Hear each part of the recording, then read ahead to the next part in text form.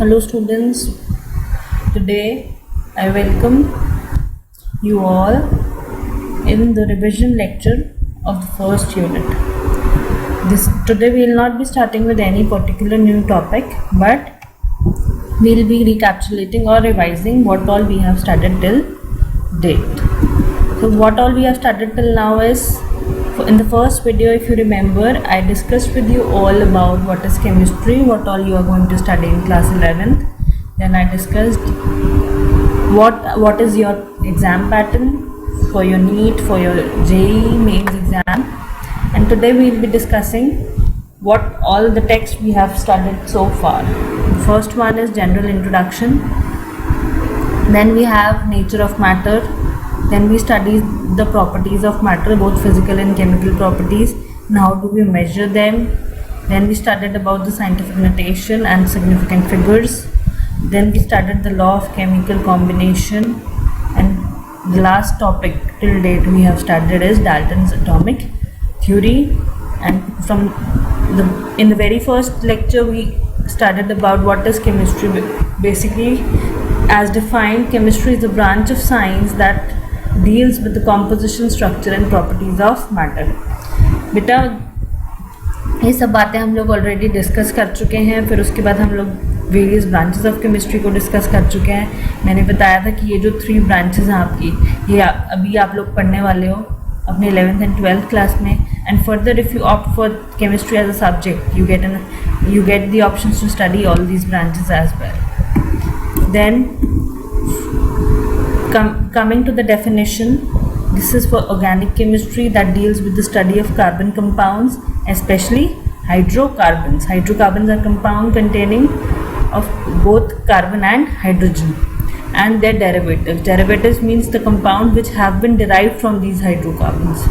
Then you have this inorganic chemistry. Inorganic chemistry is study of all the compounds and elements except carbon. क्योंकि carbon का तो हम organic में बात कर चुके हैं, तो यहाँ पे हम किसकी बात करेंगे? उन सभी एलिमेंट्स की except carbon. Then we have physical chemistry. Physical chemistry it explains the fundamental principles that governing various chemical phenomena. यानी कि हमारे नेचर में जितने भी फिनोमेना होते हैं उनके अंदर जो हीट एक्सचेंज होता है या किसी भी तरह का कोई भी प्रोसेस होता है, और बेसिकली इसमें हमारे पास न्यूमेरिकल्स होते हैं, तो हम ये सब किस में पढ़ते हैं? ये हम फिजिकल केमिस्ट्री में पढ़ते हैं. Next I have is industrial chemistry. हमारी इंडस्ट्रीज़ में जितने भी केमिकल रिएक्शन इन्वॉल्व होते हैं वो हम सब किस में पढ़ते हैं? इंडस्ट्रियल केमिस्ट्री में. And I have your analytical chemistry.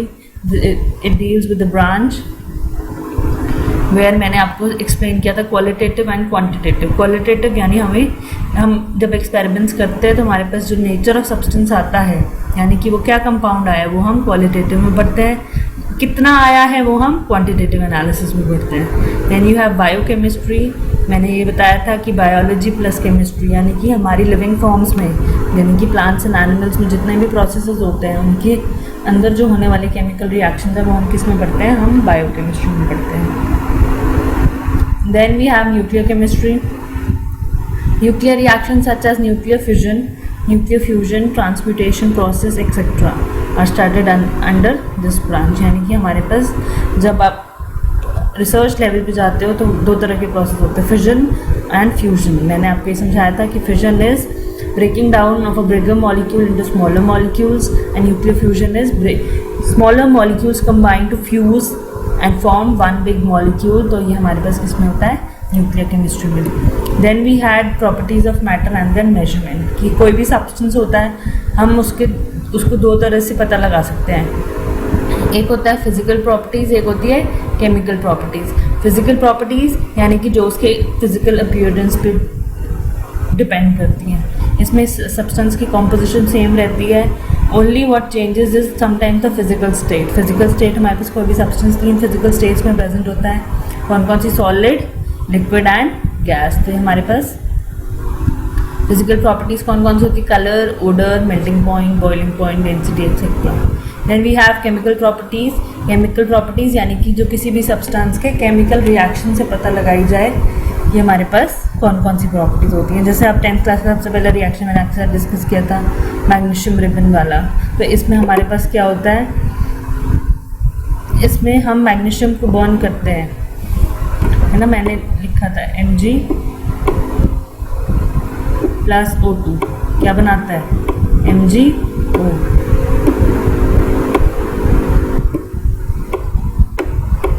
तो इसमें जो हमारे पास Mg होता है वो तो होता है ग्रेइश वाइट यानी कि सिल्वरी वाइट कलर का, और जो MgO फॉर्म होता है बेटा ये हमारे पास प्रॉपर वाइट कलर का होता है। तो दीज इंक्लूड एसिडिटी और बेसिसिटी। एसिडिटी किसके केस में, हमारे पास सब्सटेंसेस होते हैं वो 3 तरह के नेचर में होते हैं, कैसे, एसिडिक, बेसिक या फिर न्यूट्रल कंपाउंड्स होते हैं। तो एसिडिक वो होते हैं जिनका pH लेस देन 7 होता है, बेसिक वो होते हैं जिनका pH मोर देन 7 होता है। कंबस्टिबिलिटी किसी भी फ्यूल के लिए हम लोग कैलकुलेट करते हैं कि कोई भी सब्सटेंस जिसको हम हीट करेंगे और हीट करने के बाद ये हमें कितनी एनर्जी प्रोवाइड करेगा, heat in the form of heat and light. तो हमारे पास वो क्या होती है, प्रॉपर्टी कंबस्टिबिलिटी। तो इसमें डेफिनेटली क्या होगा, ऑक्सीजन की प्रेजेंस में हम सब्सटेंस को हीट करेंगे वो डेफिनेटली कोई ना कोई नया कंपाउंड बनाएगा। तो यहाँ पे ज़्यादा चांसेस यही रहते हैं कि केमिकल प्रॉपर्टीज़ को स्टडी करने के लिए जो सब्सटेंसेस होते हैं वो जनरली न्यू कंपाउंड्स फॉर्म करते हैं। The next slide we have for, हमने पढ़ी थी इंटरनेशनल सिस्टम ऑफ यूनिट्स, जिसको हम SI यूनिट भी बोलते हैं।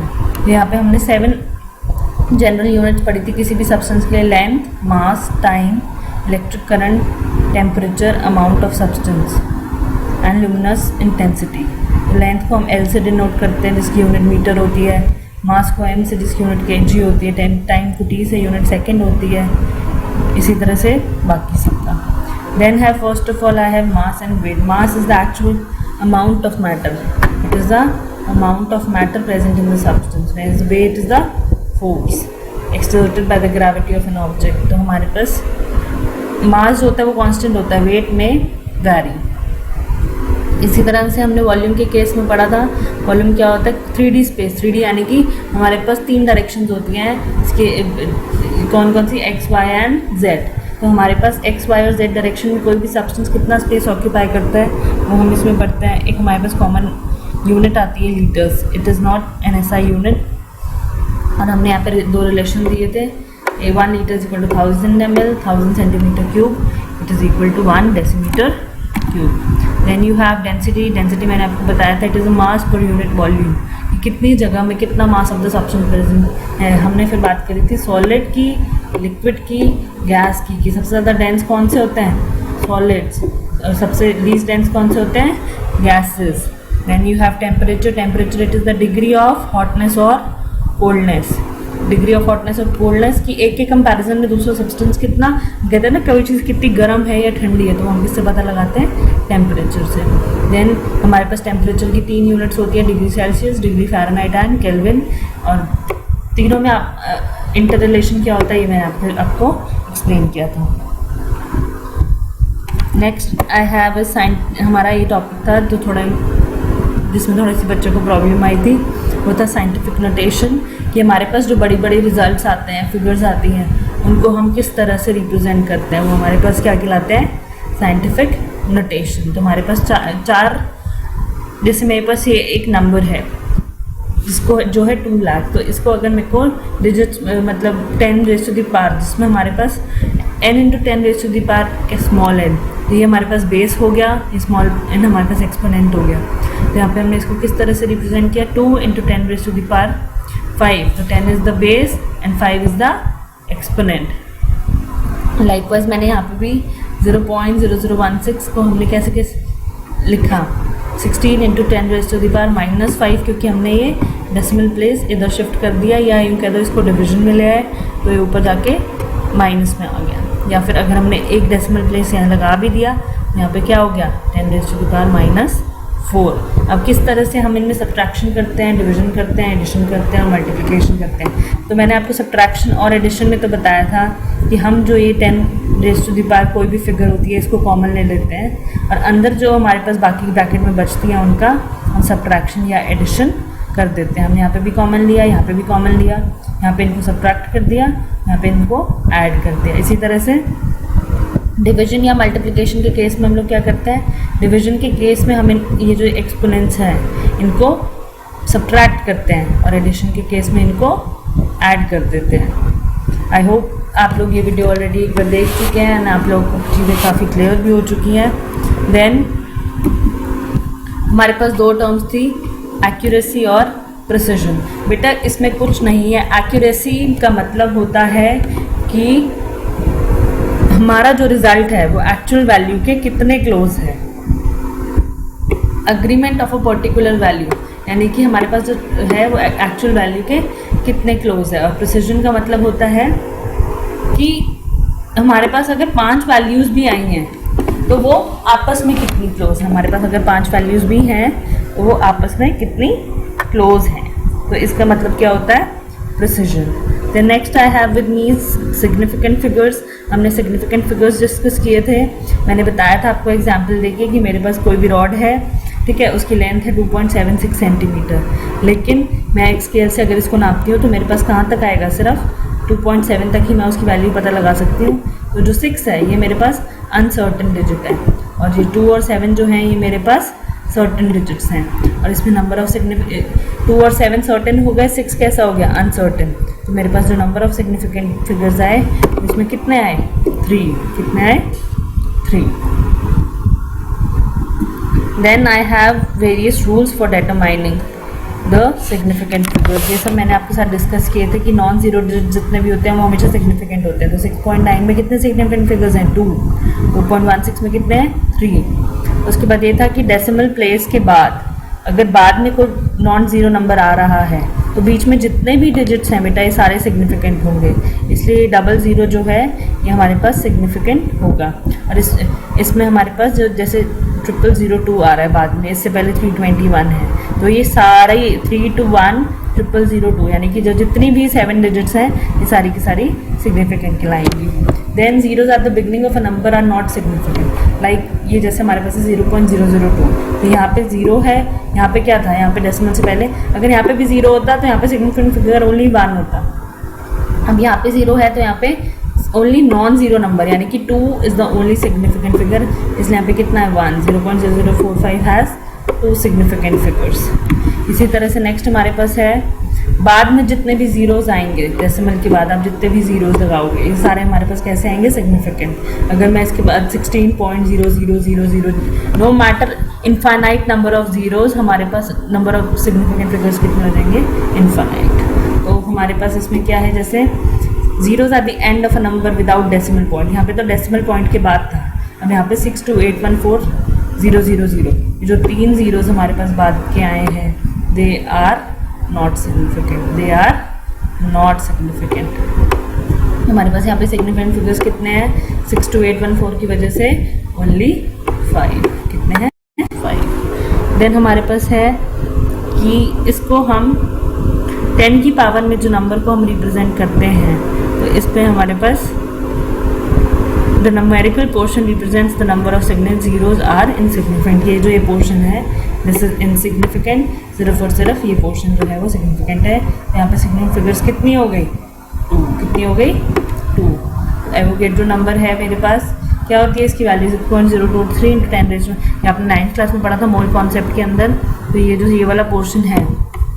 10⁻⁻⁻⁻⁻⁻⁻⁻⁻⁻⁻⁻⁻⁻⁻⁻⁻⁻⁻⁻⁻⁻⁻⁻⁻⁻⁻⁻⁻⁻⁻⁻⁻⁻⁻⁻⁻⁻⁻⁻⁻⁻⁻⁻⁻⁻⁻⁻⁻⁻⁻⁻⁻⁻⁻⁻⁻⁻⁻⁻⁻⁻⁻⁻⁻⁻⁻⁻⁻⁻⁻⁻⁻⁻⁻⁻⁻⁻⁻⁻⁻⁻दिस इज नॉन सिग्निफिकेंट एंड ये वाला जो पोर्शन है दिस इज ऑल सिग्निफिकेंट। तो हमारे पास नंबर ऑफ सिग्निफिकेंट फिगर्स कितनी हो गई, 4। नेक्स्ट आई हैव कि नो मैटर कहाँ पे डेसिमल लगा हुआ है, अगर मेरे पास कुछ एक डिजिट्स हैं जैसे 345,601, कितनी सिग्निफिकेंट फिगर्स है, 6।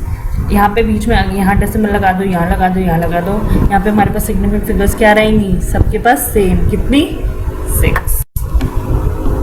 नेक्स्ट मेरे पास थे, मैंने आपके साथ बहुत डिटेल्स में law of conservation of mass, law of chemical combination discuss किए थे, जिसमें मैंने 6 आपके साथ लॉज डिस्कस किए थे। Law of conservation of mass, law of definite proportion, law of multiple proportion, law of reciprocal proportion, Gay Lussac's law of gaseous volume, या फिर इसको हम वॉल्यूम ऑफ, इस जो मैंने बताया था जो हमारे पास फर्स्ट 4 लॉज होते हैं वो मास रिलेशन पे डिपेंडेंट होता है, जो लास्ट वाला होता है जो गैसियस वॉल्यूम्स के लिए होता है वो सिर्फ रिएक्टिंग गैसेस के लिए होता है। तो हमें सबसे पहले बात हमने क्या डिस्कस करी थी कि नीड टू स्टडी, कि इनको पढ़ते ही क्यों हैं, ताकि हमें पता चल सके कि एक एलिमेंट दूसरे एलिमेंट के साथ क्यों कंबाइन कर रहा है, और अगर कंबाइन कर रहा है तो एक एलिमेंट का कितना मास या कितनी परसेंटेज या कितना रेशियो दूसरे एलिमेंट के साथ कंबाइन कर पा रहा है। First of all I had this law of conservation of मास। इसमें मैंने आप लोगों को एक बहुत ही सिंपल सा एग्जाम्पल दिया था।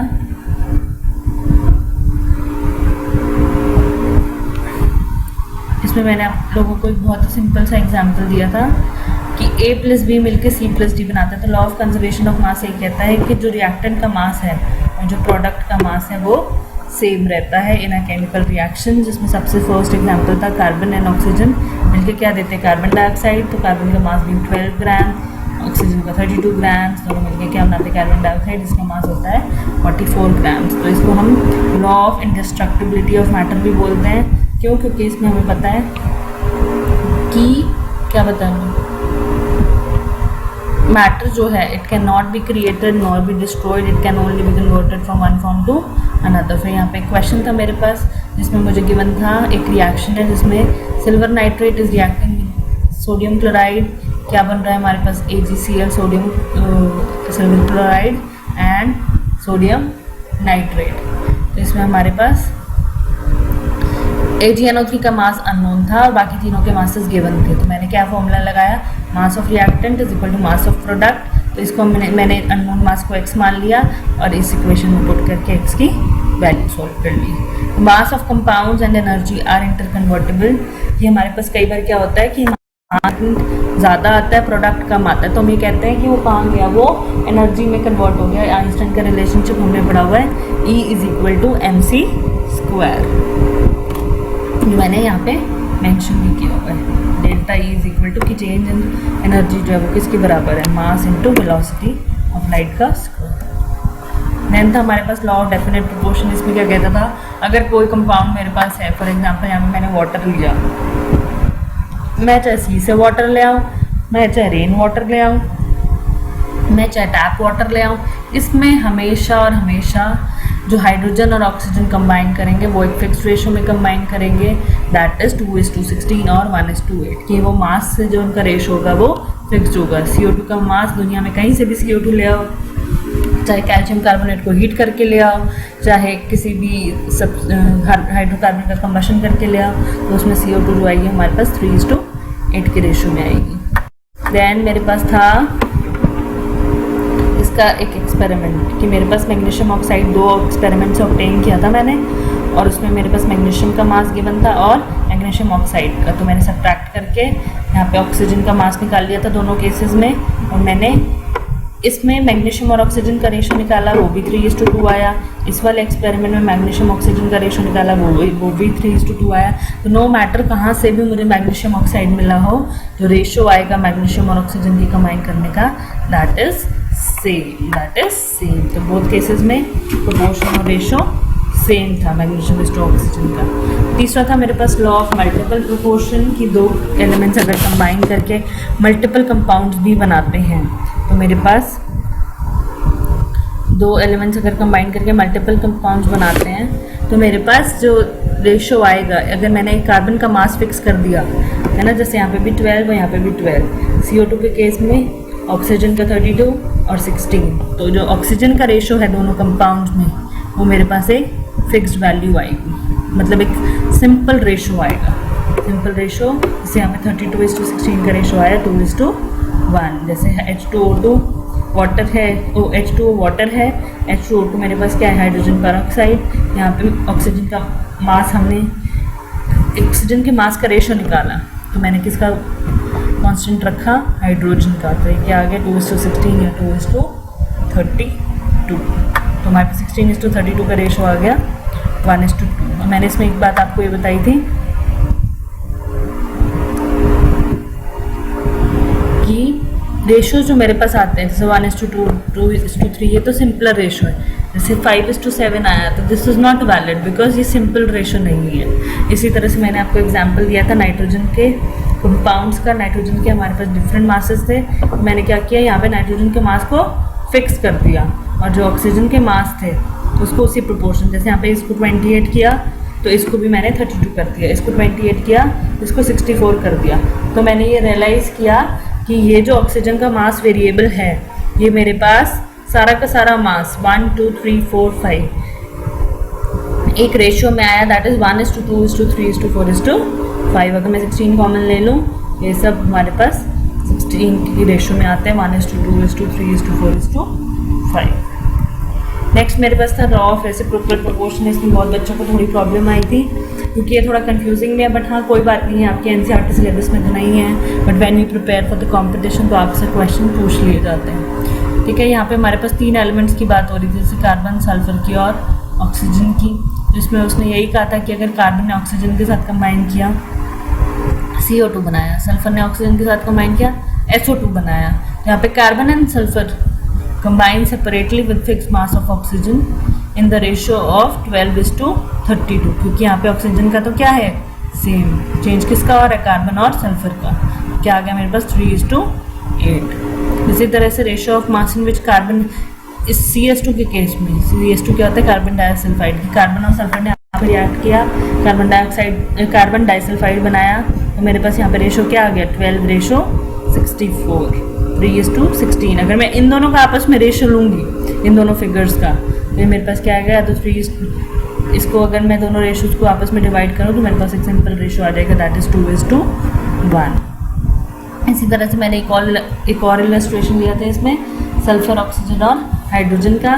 पहले मैंने H2S और H2 में ऑक्सीजन और सल्फर का रेशियो निकाला, मैंने SO2 में सल्फर और ऑक्सीजन का रेशियो निकाला, और मैंने रियलाइज़ किया कि आपस में भी ये रेशियो एक सिंपल रेशो शेयर करते हैं।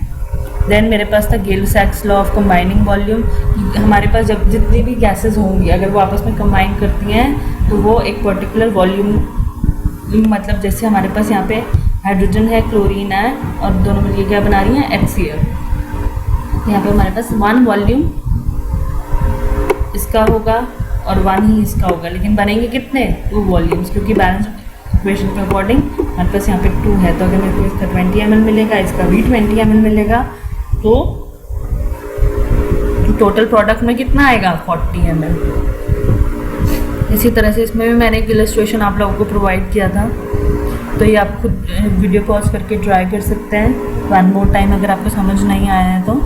उसके बाद मेरे पास ये एवोगेड्रो हाइपोथेसिस थी। मैंने आपको बताया था कि equal volumes of all gases under similar conditions of temperature and pressure contain equal number of atoms. तो मेरे पास क्या था, जितनी भी वॉल्यूम आएगी, मतलब जैसे 100 ml ऑफ CO2 है या 100 ml ऑफ मीथेन है, अगर दोनों में वाई मॉलिक्यूल, अगर एक में वाई मॉलिक्यूल्स है तो दूसरे में भी वाई मॉलिक्यूल्स ही है। इसी तरह से 50 ml अगर CO2 ले लेंगे तो मॉलिक्यूल्स कितने हो जाएंगे y/2। अगर 10 ml में कोई और गैस ले लूँगी सच एज ऑक्सीजन, तो कितने हो जाएंगे y/10। तो volume of any gas is directly proportional to number of molecules. I hope these laws are clear to you. मेरा एक नेक्स्ट वीडियो था जिसमें मैंने आप लोगों के साथ इसके बेसिस पे न्यूमेरिकल्स डिस्कस किए थे। आप चाहें तो आप वो वीडियो लिंक मेरे व्हाट्सएप नंबर पर मुझसे ले सकते हैं उसका, या आप खुद सर्च कर सकते हैं। मैंने इसके न्यूमेरिकल्स भी डिस्कस किए थे। लास्ट टॉपिक जो मैंने डिस्कस किया था वो है हमारे पास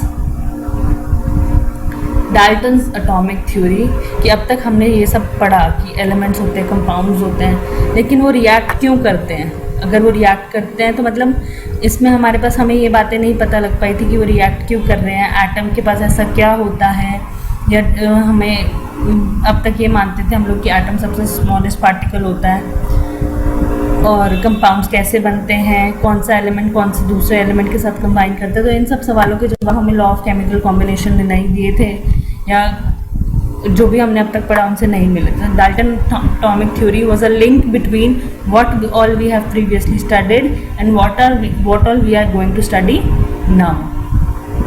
तो मेरे पास ये जॉन डाल्टन ने 1808 में थ्योरी दी थी।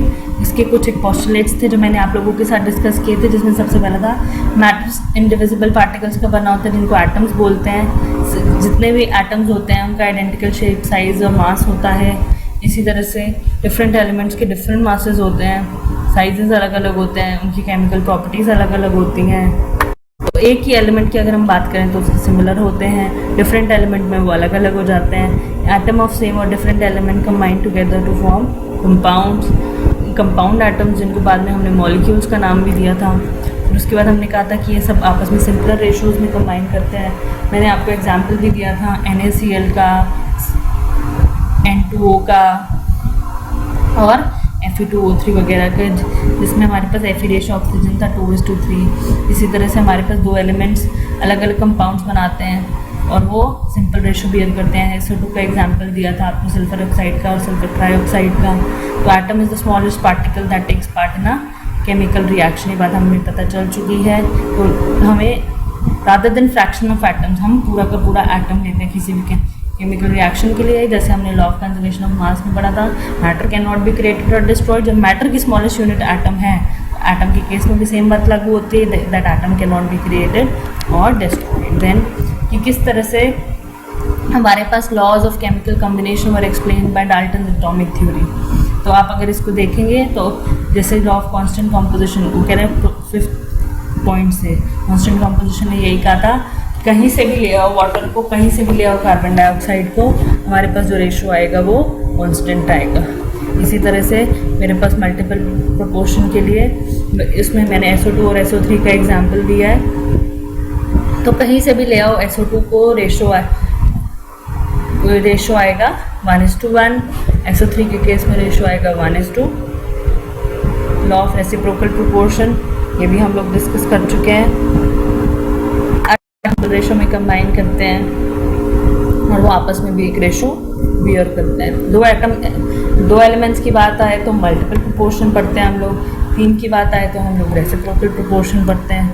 इसी तरह से हमारे पास फिर कुछ एक लिमिटेशंस थी कि डाल्टन एटॉमिक थ्योरी हमें क्या क्या बताने में नाकाम रही।